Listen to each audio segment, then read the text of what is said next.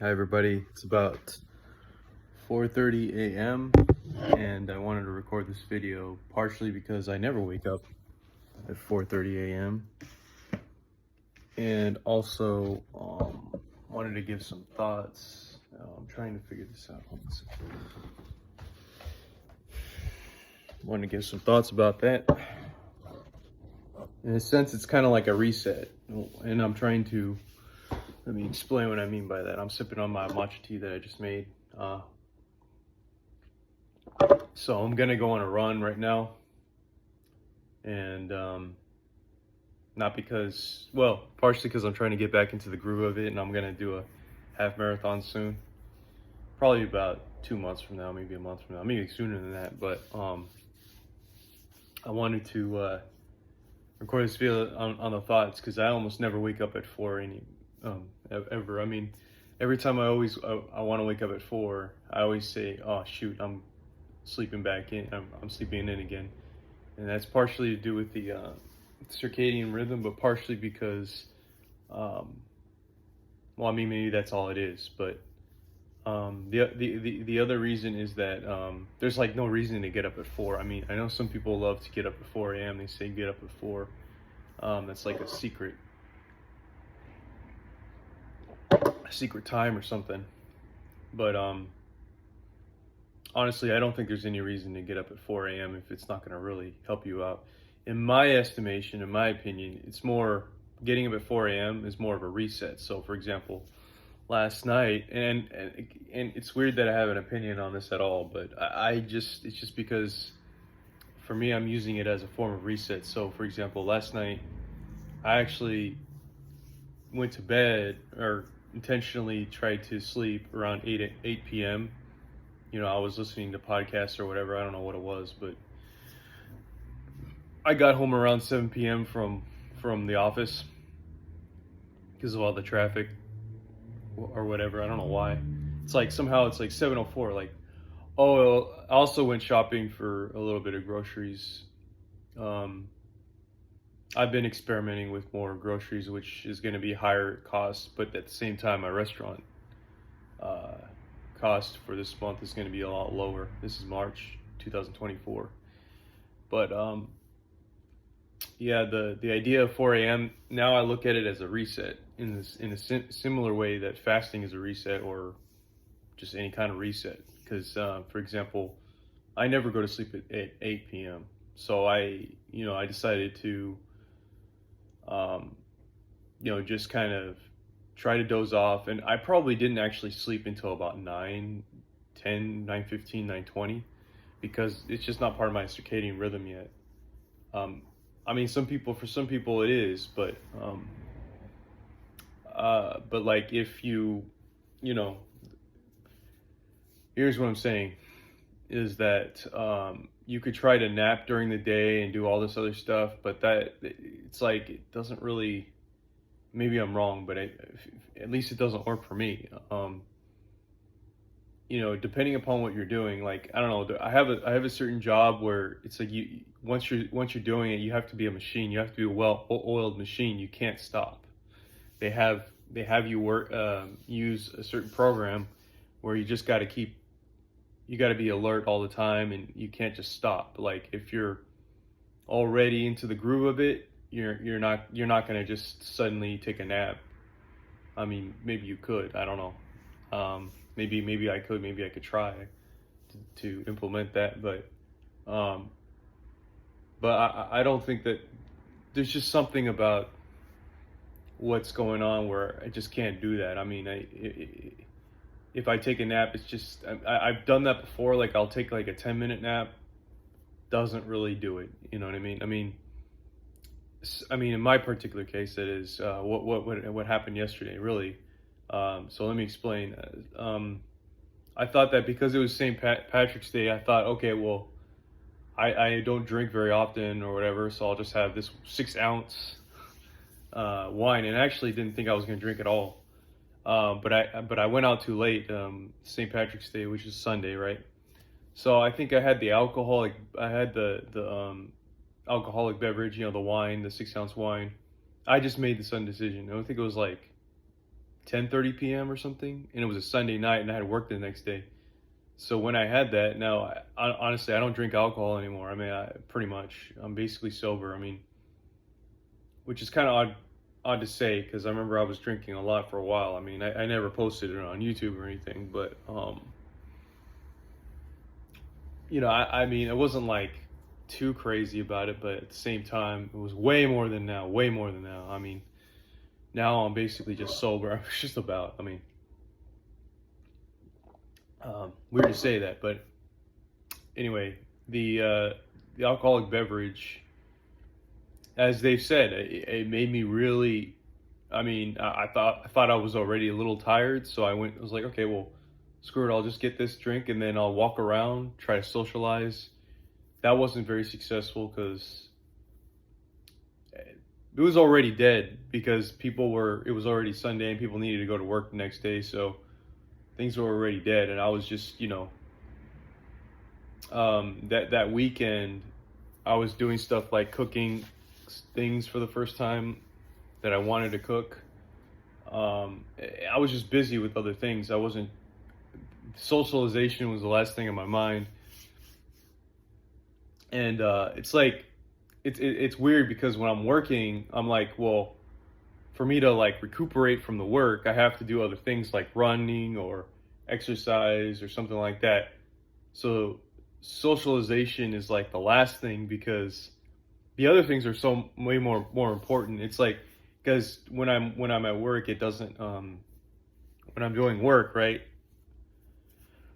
It has pretty much no correlation with exercise or moving around or even a healthy living. Like there's no sense of let's go to a kitchen and eat good food. Like there obviously, like, so at my job, at my office, there is a kitchenette, but they don't offer lunch, they don't offer anything like that. There's no like smorgasbord of food going on. It's a big company, but it's not big enough for them to offer that.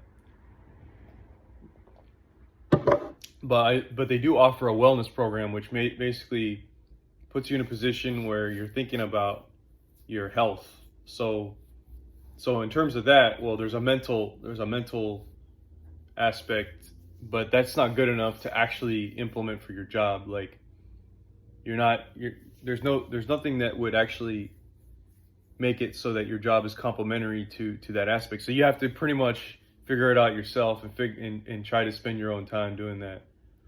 Not only that, but like you're spending more time. Like they don't basically celebrate spending time towards that. They would rather you spend time, obviously, because it's the work job, and I don't blame them. I mean, that's just, if they're gonna pay you a lot, they would want you to do a lot more for the company. So they'd rather you spend more time on drawings and repairs and doing stuff on the computer. So for structural engineering, which makes sense. I mean, but yeah, I mean, and it's so weird. Like time is so weird. It's like you think you're gonna get all this stuff done, and then you never do. Well, you could actually. So that's what happened. It was that whole time crunch and all this stuff going on, and 2 days a week doesn't do it justice for trying to get all this in. So like, I'm cooking or whatever. I'm getting all my stuff, and I'm exercising or doing whatever. And then pretty soon it's like the end of the day on Saturday, and I'm just like, I'm tired. I'm just gonna go to sleep. And so then I got a pretty good amount of sleep on Saturday. That was probably the best sleep. But Sunday obviously was probably the worst because the alcohol kicked in, and I didn't get to sleep until about 2 a.m. And then I had to get up at like 6:30 a.m. for work. So yeah, that was not enough. So my whole point of this video is that the 4 a.m. in my opinion is a reset. So if you found it's like the ultimate nap. Like you can if you think about that you need a nap during the day, I would delay that as much as possible to a time in which you can sleep and then get up really early. So that's what I did. I was tired throughout the day, so in the morning, yesterday morning when I had to wake up at 6:30, well, it's more like 7 a.m. But when I had to wake up pretty early, even though now it's like 4:40 or whatever. In that during that morning when I had to wake up really early, how to put this? I just, I was pretty good for the first like 3 hours, and then at lunch, that's when things started going. After lunch, things started going downhill. It's not because of what I ate. It was just that overall I didn't get enough sleep. So, like 1 p.m., 2 p.m., I was like, dude, I can't even. I mean, I could think, but I can't really process. I felt like I couldn't put things into words anymore. Like, I had this. I think my boss asked me a question about something, and expecting me to verbalize something, and I could tell I could not verbalize it very well. Now I could still think pretty clearly, just because of all this fitness stuff I'm doing, and the health aspects and stuff like that. And like, for example, I was drinking matcha tea as well. But in terms of like anything else, I couldn't process it. So like when I got home, I think I was a little bit tempered, and I felt like my girlfriend was more mad than she was, and I felt like people were more against me, I guess. I didn't have as many positive thoughts. I didn't have as many things to report on that were positive or that were strength based. So yeah, I mean, so what I decided to do was essentially go to sleep and then get up at 4:30. And so, a lot of times I try to do this and it almost never works. But in this particular case, because of my health consciousness and stuff like that, I felt like there was no, like, it just felt like the worst feeling in the world to undergo this stress related to having no sleep. And I feel really bad about people out there that are experiencing this. So I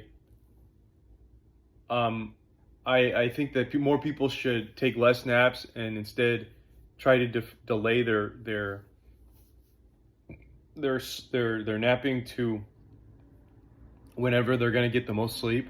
Now, I know that maybe some other people have different schedules that might make more sense for that, maybe different types of work, but I mean, it's like when I get the right amount of sleep, like for example today, I'm pretty sure I'll be good up until the point where my body starts to like kind of give me some signals to go to sleep, like hormones or whatever. But it won't be to the point where it's like all out of whack, So I don't know how the biochemistry works, but I'm sure that those times, like when I was starting to get sleepy at 2 p.m., even though it wasn't really that I was getting sleepy, it was more like the lack of sleep was affecting some things at a cellular level. But like when it's part of your circadian rhythm, then the biochemistry works in tandem with everything else.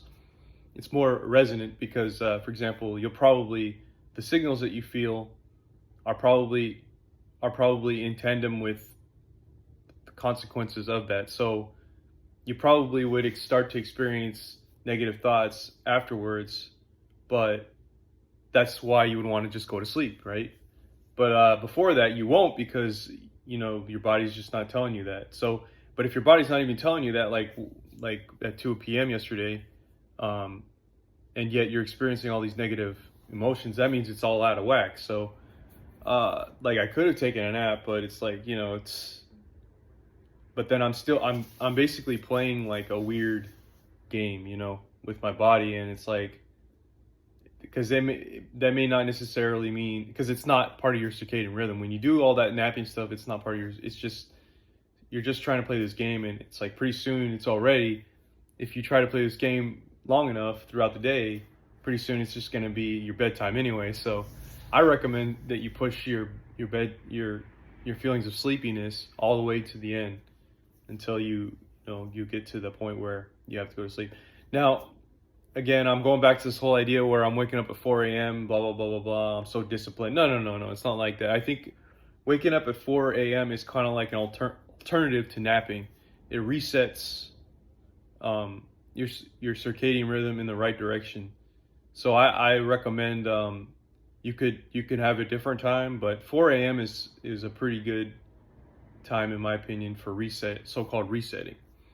So I think that I mean, maybe I'm wrong, but because you want to go to sleep at night, unless you have a night job or whatever. So anyways, thanks for watching.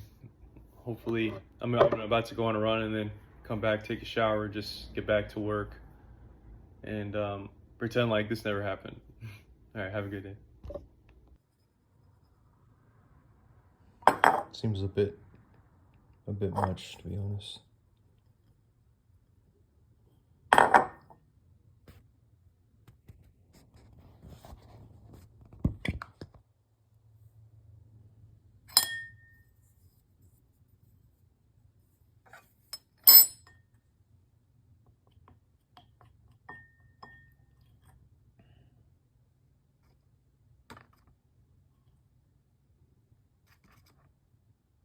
The reason why it seems like I'm doing some uncommon method with this thing is because I was running out of one bag of this and I wanted to see how much I can use.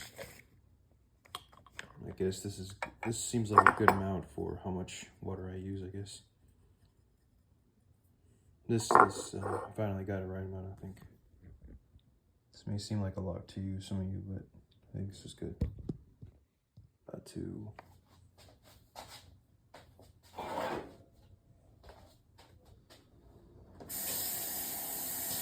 some warm water.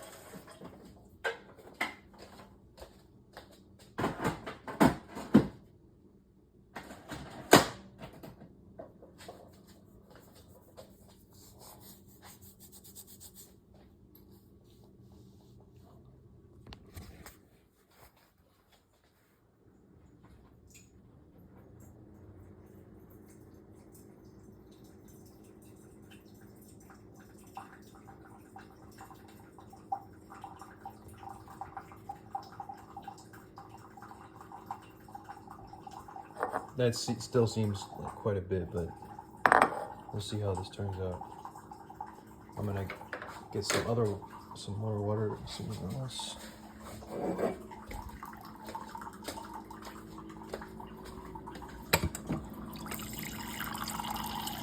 So I can dip the whisk in.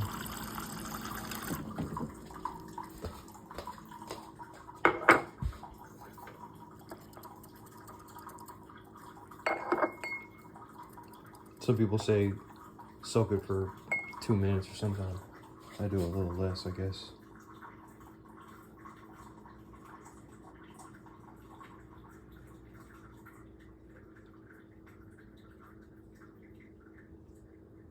I like to put the coconut milk in because of the MCTs and some other benefits of coconut milk, but I don't think I even gonna open this yet. Do that because I had one that I'm bringing to work. Okay, we're done with that.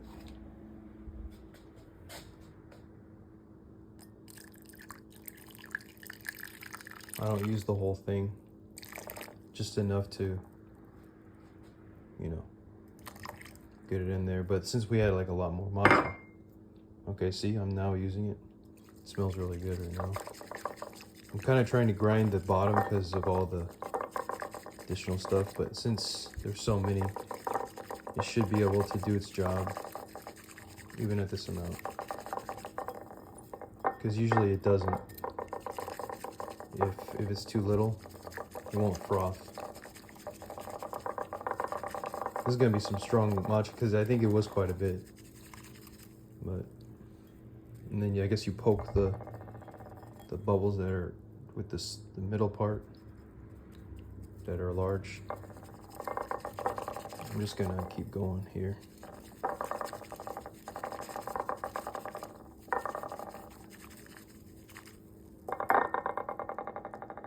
I guess that looks good. I'll pop these a little bit. Now I'm gonna pour it back into the, well, I'm gonna pour this however much it was. So this is like probably about 7 ounces. And it did leave some residual tea, but it's okay. I'm just gonna keep it here.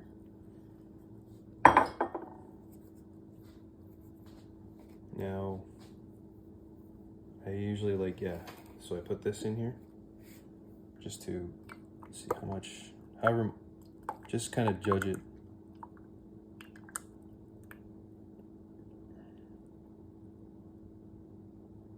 That seems good. Kind of fills it up to like maybe up to here. That's what I like. Just to make it about like 8 ounces, 9 ounces in total. And I put 3 scoops of allulose, which I don't know if it's going to be too much. Allulose is a sugar substitute. It's better than Splenda. I back in the day, I used to not like Splenda, not because I was a sugar addict at the time, although I was a sugar addict at some point. But I didn't like Splenda or any sugar substitutes because it made my stomach feel weird or something didn't seem right about it. So 1, 2, and 3.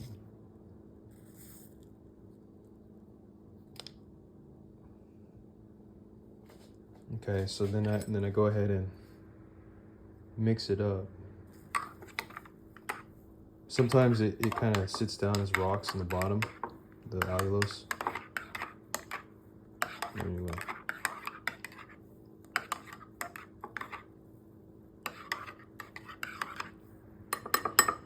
Still frothing, which is a good sign.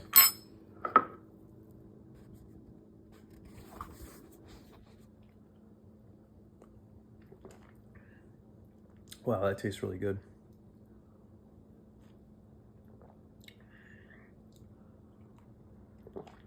Starting to really like allulose.